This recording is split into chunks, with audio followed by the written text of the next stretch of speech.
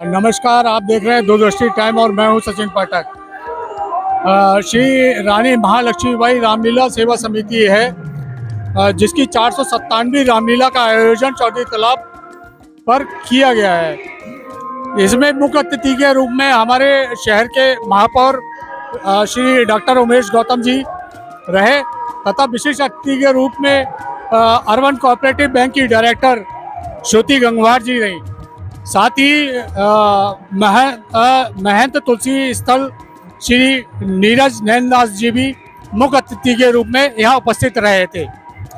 आपको बताते चले कि ये रामलीला बरेली शहर की सबसे प्राचीनतम रामलीला है। ये जो 497वीं रामलीला का मंचन यहाँ पर चौधरी तालाब पर किए जा रहा है, इसमें आपको बताते चले कि राम और केवट संवाद से लेकर जो समुद्र पार तक का जो मंचन होता है वो चौधरी तालाब पर किया जाता है तथा इसके बाद का जो शेष लीलाओं का मंचन है वो हाटमैन स्थित बड़े बाग हनुमान मंदिर स्थित रामलीला मैदान पर यहाँ से ले जाकर वहाँ मंचन किया जाता है तथा रावण वध, कुंभकर्ण वध और मेघनाथ वध का जो मंचन होता है वो वहाँ से बड़े बाग हनुमान मंदिर पर किया जाता है। आज जो ये रामलीला हुई है तो ये 497वीं रामलीला है। इस विषय पर आपका क्या कहना? ये बरेली का बहुत बड़ा सौभाग्य है कि सनातन धर्म की रक्षा करते हुए, सनातन धर्म को आगे बढ़ाते हुए बरेली में 457वीं लगातार रामलीला का उत्सव मनाया जा रहा है। किसी भी कार्य को अगर कहीं लगातार पुनरावृत्ति होती है तो वो सिद्ध हो जाती है। ऐसे ही ये आज की रामलीला जो है बरेली की महारानी लक्ष्मीबाई रामलीला, ये सिद्ध हो गई है और इसका जो प्रारूप है वो बड़ा ही अद्भुत है। 16-17 दिन तक चलने वाली ये रामलीला उत्तर प्रदेश नहीं पूरे देश के लिए कुछ प्रेरणा देती है। हम सभी लोगों को इस कार्यक्रम से प्रेरणा लेकर अपने धर्म, सनातन धर्म और उसके लिए कार्य करना चाहिए, आगे की ओर अग्रसर होना चाहिए। मेरी सभी लोगों के लिए बहुत बहुत शुभकामनाएं। महाराज जी, एक क्वेश्चन और जानना चाहूँगा कि जैसा अभी तिरुपति बालाजी में प्रसाद में मिलावट पाई गई, तो इस संदर्भ में आपका क्या कहना है? क्या प्रसाद में मिलावट होना उचित है? ये बहुत ही दुख का विषय है कि प्रसाद में इस समय मिलावट देखी गई है। ये एक चीज को प्रूव करता है कि जो व्यवस्थाएं हैं वो अव्यवस्थित हैं। अगर कहीं उसको अपने सनातन धर्म में जिस तरह का सिद्धांत बताया गया है उस तरह से कार्य किया जाता तो ये कभी भी ऐसी अशुद्धि नहीं होती। इसके लिए जो प्रशासन है और जो व्यवस्था है उसके नए रूप प्रदान करने की जरूरत है। सारे कार्य, भगवान के कार्य जो हैं वो शुद्धता से होने चाहिए और शुद्धता से चलते भी रहे हैं। अभी ये विगत दिनों में कुछ गड़बड़ हुआ है, उसके लिए मुझे बहुत दुख और खेद है और मैं इसके लिए सावधान भी करता हूं कि इसको शीघ्र सही कर देना चाहिए। यही मेरा संदेश है। देखिए, 457 साल तक लगातार अनवरत इस रामलीला का चलना, मैं तो यहाँ के पूर्वज जिन्होंने इसको शुरू किया था, ऐसे राजा साहब, रानी साहिबा के पूरे परिवार और इस समय के अध्यक्ष आदरणीय पंडित राम गोपाल मिश्रा जी को धन्यवाद देना चाहता हूँ कि जिन संस्कारों और संस्कृति के लिए भारतवर्ष जाना गया है, मुगलों के राज से लेकर अंग्रेजों का राज तक रहा, लेकिन लगातार इन अध्यक्षों के माध्यम से हमारी संस्कृति जिंदा है। हम ये 457 साल में इस रामलीला को आज मना रहे हैं। इससे बहुत बड़ा संदेश हमारे समाज में भी जाता है, तो मैं उन सबको बधाई देना चाहता हूँ। आज महंत जी के आशीर्वाद से यहाँ पर ये पूजा संपन्न होकर भगवान निर्विघ्न इस रामलीला का मंचन कराएं, ये सब की भावनाओं के साथ ये शुरू हुई है और निश्चित रूप से भगवान का आशीर्वाद पूरे बरेली वासियों और पूरे देशवासियों पर जरूर बरसेगा। सर, एक प्रश्न और है कि जैसे सनातन संस्कृति में आपने अभी बात की, तो एक सर तिरुपति बालाजी में मंदिर में प्रसाद में मिलावट पाई गई, उसमें कुछ अवशेष मिले हैं जो उसमें चर्बी टाइप से कुछ, तो इस संदर्भ में क्या अब बरेली में आपने कुछ कदम उठाना? देखिए, बरेली में इस तरह का अभी कोई यहाँ मंदिर नहीं जहाँ इस तरह प्रसाद बांटा जाता हो, पर जहाँ भी बांटा जाता है मेरा तो सभी से विनम्र आग्रह है कि प्रसाद एक बहुत पूजनीय और पुण्य प्रसाद होता है, उसकी निश्चित रूप से उसकी जांच भी कराई जानी चाहिए। उसकी शुद्धता का ख्याल भक्तों को भी रखना चाहिए। जो भक्त वो प्रसाद बना रहे हैं उनको भी उसकी शुद्धता का ख्याल रखना चाहिए, और जो अगर दोषी हों उनके खिलाफ सख्त से सख्त कार्रवाई होनी चाहिए, जिससे भगवान के प्रसाद में कोई खिलवाड़ न कर सके। ये बहुत ही एक पुरानी रामलीला है, 497 वर्ष हो चुके हैं इसको, और मेरे और मेरे जीवन की बहुत ही मधुर स्मृतियां इस रामलीला से जुड़ी हुई हैं। मेरे पिताजी जो भी महामहिम है इसके संरक्षक हैं, बहुत वर्ष तक वो यहाँ पे अध्यक्ष रहे, तो ये पूरे हमारे घर की रामलीला है और बहुत ही सुंदर तरीके से इसकी प्रस्तुति होती है।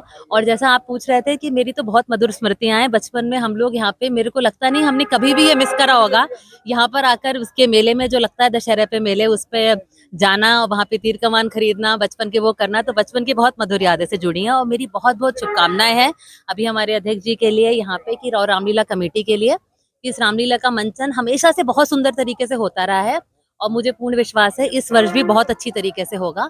और सभी लोगों को बहुत बहुत शुभकामनाएं, रामलीला का आनंद लें और उसके साथ ही भगवान राम जो एक मर्यादा पुरुषोत्तम भगवान राम है, उनके आदर्शों का अपने जीवन पे पालन करें। मैं क्वेश्चन और है, 497वीं रामलीला है, तो पहले में और अब आप क्या परिवर्तन लिखती हैं? देखिए, भाव तो वही है, भाव वही है। भाव चाहे आप कभी भी करें, पहले और अभी उसी भाव से, उसी श्रद्धा से जब आप किसी चीज को देखते हैं तो आपको उसमें उतना भाव में कोई अंतर नहीं है। लेकिन समय के साथ में चीजें बदलती हैं, मुझे लगता है और भी समय के साथ ये और अच्छी होती गई है और आगे भी बहुत अच्छे से होती रहेगी। और ये जो रामलीला का आयोजन है सबसे प्राचीन रामलीला है, जैसा कि पता चला कि 497वां वर्ष है ये, तो इस आज के आयोजन के संदर्भ में क्या कहना चाहिए? बहुत बहुत धन्यवाद आपका। श्री रानी महालक्ष्मीबाई रामलीला समिति चौधरी मोहल्ला बरेली के तत्वाधान में आयोजित होने वाली ये रामलीला अपने आप में एक अनूठी रामलीला है। एक तो इसका 2 मिनट में मैं संक्षिप्त में इतिहास बताना चाहता हूँ कि जब ये रामलीलाओं का चलन शुरू हुआ होगा, जैसा कि हमारे इतिहास में पढ़ने और देखने को मिलता है, उस समय हम कल्पना कर सकते हैं कि उस समय आतताइयों का शासन होता था भारत के अंदर।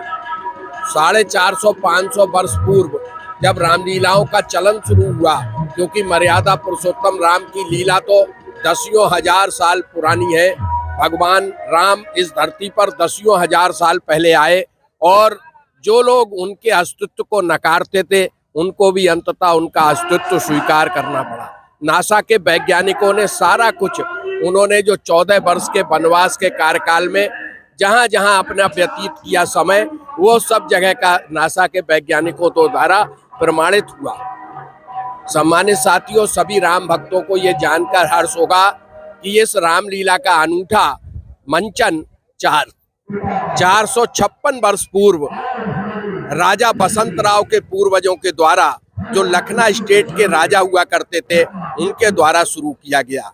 ये उस समय जब प्रदेश और देश का केवल भारत नाम था, प्रदेशों में उत्तर प्रदेश या अन्य प्रदेशों के नाम नहीं हुआ करते थे और राजाओं का राज हुआ करता था। उस समय इस राजा लखनऊ स्टेट का राजा, जो यहाँ के पूर्वज थे, इनके राजा बसंतराव चौधरी जी के, जिनको चौधरी का खिताब मिला, वो राजा बसंतराव शुक्ला जी थे, लखनऊ स्टेट के राजा थे। उनके पूर्वजों ने यहाँ पर आकर अपनी संपदा में से बहुत सारी जगह रामलीला समिति के नाम की और तब 456 वर्ष पूर्व उन्होंने इसका आयोजन किया। अब ये अनूठी किस बात में, क्योंकि पूरे दक्षिण भारत में तो रामलीलाओं का चलन आज भी नहीं है, उत्तर भारत में रामलीलाएं होती हैं और उत्तर भारत में सबसे प्राचीन रामलीला लगभग 525 वर्ष पूर्व अयोध्या में शुरू हुई। उसके 20-25 साल के बाद बनारस में पंडित मदन मोहन मालवीय जी के और पूर्वज जो थे उनके द्वारा ये शुरू की गई। बाद में उसके लगभग 456 वर्ष पूर्व यहाँ पर लखनऊ स्टेट के राजा के द्वारा इस रामलीला का शुभारंभ किया गया। चाहूँगा कि सबसे प्राचीन रामलीला है, तो पहले में और अब में आपकी नज़र में क्या परिवर्तन हुआ? परिवर्तन यह है कि पहले जब किसी भी व्यक्ति को हम कल्पना कर सकते हैं, अगर हम ज़्यादा नहीं 100 साल पुराना भी चले जाएं, तो यहाँ ना तो किसी के पास टीवी हुआ करते थे, ना किसी ने टीवी सुने होंगे।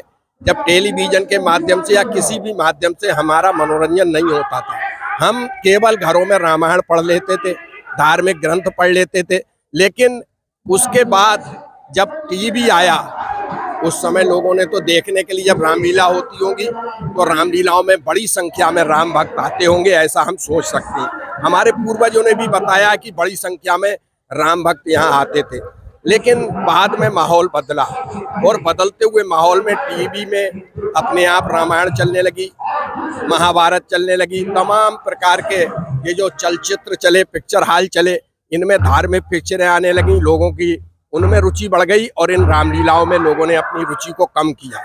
लेकिन उस माहौल में भी आज हम रामलीला देखते हैं और उसका चलन देखते हैं और लोगों की उपस्थिति देखते हैं तो मन को बहुत प्रसन्नता होती है कि इस युग में भी साक्षात ये प्रचलन, ये रामलीलाओं का मंचन देखना सुनना आज भी लोगों के मनों में उत्साह पैदा करता है। तो ये जो बदलाव आपने बात करी, बड़ी अच्छी बात करी कि पहले के माहौल में और आज के माहौल में अब तो लोग टीवी अपने हाथ में लेके घूम रहे हैं। मोबाइल ने टीवी का रूप ले लिया और चलते फिरते टीवी को हाथ में लेकर भी लोग कोई भी मनोरंजन का साधन ढूंढ लेते हैं। लेकिन ऐसे में भी ये रामलीला अपने आप में बहुत ऐतिहासिक रामलीला बताती है, अपने आप ऐतिहासिक प्रदर्शित करती है और आने वाले राम भक्तों का यहाँ पर देखकर उत्साह, हमको भी उत्साह होता है, हमें प्रेरणा मिलती है और हम इसलिए इस कार्यक्रम को कराते हैं।